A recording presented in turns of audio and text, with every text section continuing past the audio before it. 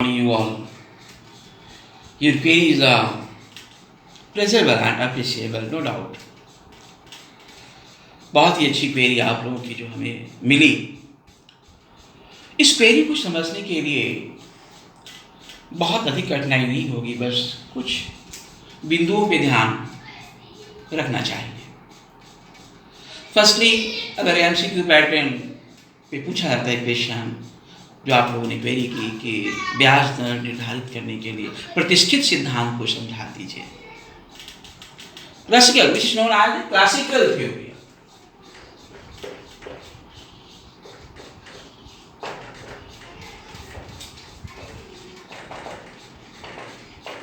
Interest rate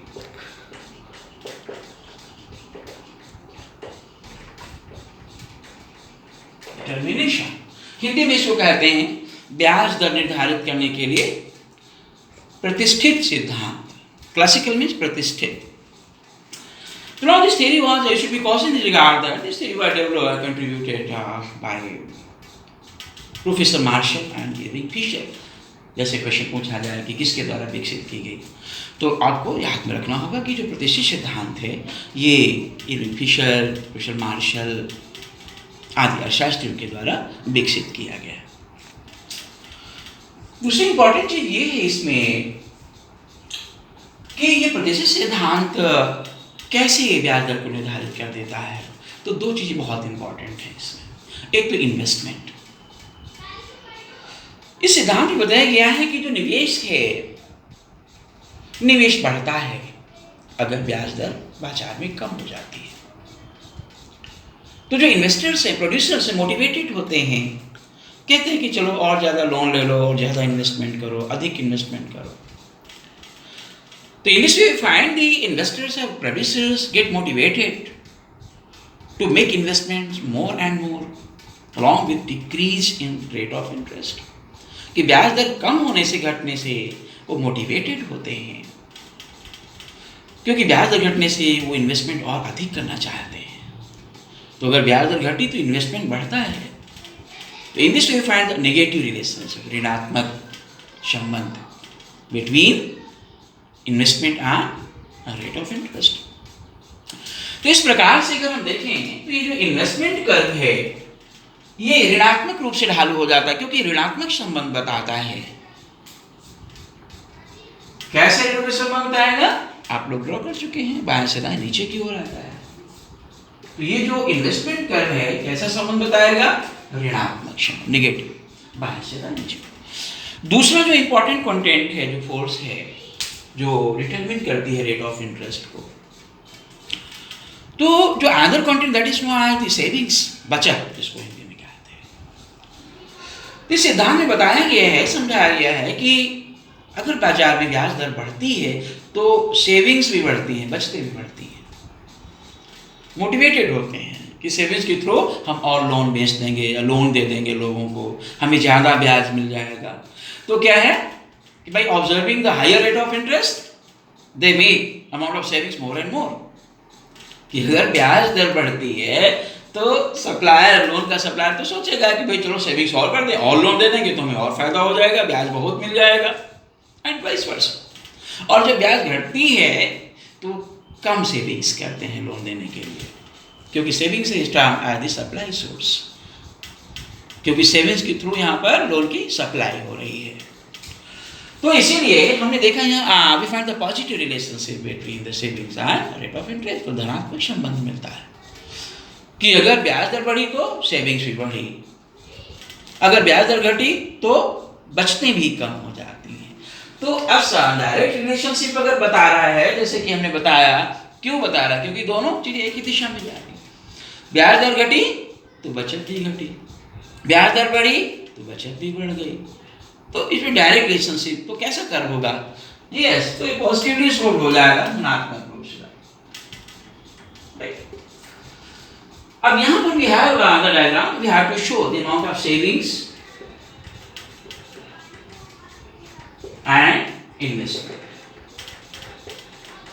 on the horizontal and rate of interest on the Y axis ब्याज दर, हिंदी में ब्याज दर कहते हैं, ब्याज दर। और ये बचत एवं निवेश, बचत एवं निवेश एक्स अक्ष पर और ब्याज दर वाई अक्ष पर। Normally you I think you know so and percentage form.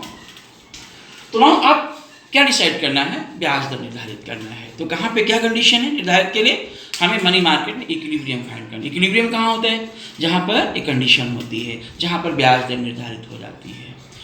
उस संतुलन बिंदु पे देखेंगे जो इन्वेस्टमेंट, जो निवेश और सेविंग्स दोनों एक दूसरे के इक्वल होने चाहिए। तो कहाँ इक्वल होंगे, जहाँ पर एक दूसरे को ये वक्र काटते हैं, इंटरसेक्ट करते हैं।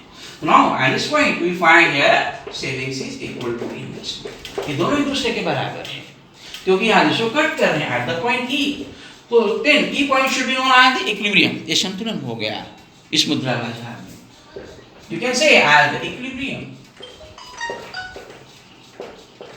and in the money market because here the savings and investment both are getting mutually equal each other, ये दोनों एक दूसरे के बराबर हैं। तो यहाँ पर ब्याज दर का निर्धारण कहाँ है, कितना है? ब्याज दर पाने के लिए draw the vertical line and y axis, जैसे ड्रा करते हैं देखिए यहाँ टेंजेंट हो रहा है y axis पे, r आपको रेट ऑफ इंटरेस्ट मिल गई।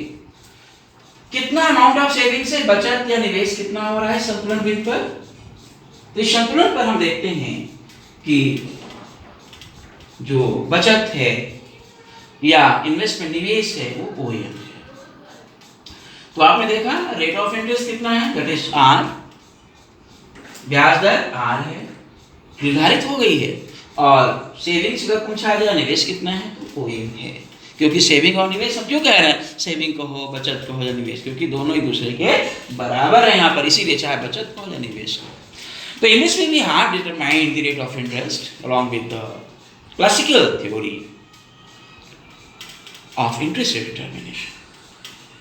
ब्याज दर निर्धारित करने के लिए प्रतिष्ठित सिद्धांत को हमने समझाया जो मार्शल और इरविंग फिशर के द्वारा विकसित किया गया बहुत सही ढंग से।